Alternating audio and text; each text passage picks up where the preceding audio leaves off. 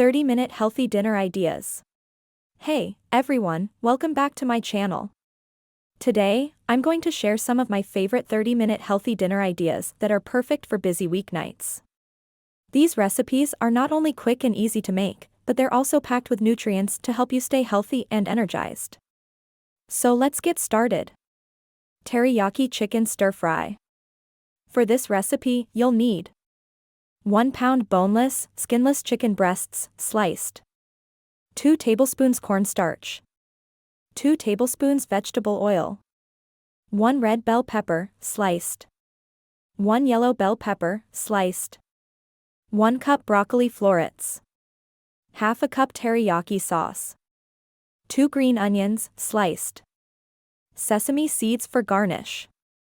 And there you have it, a delicious and easy to make recipe that's perfect for any occasion. Whether you're in a rush and need a quick meal or just looking for a healthy and tasty dish, this recipe is sure to please. Give it a try and let us know in the comments how it turned out for you. And don't forget to subscribe to the Fit and Foodie channel for more amazing recipes and cooking tips. Thanks for watching.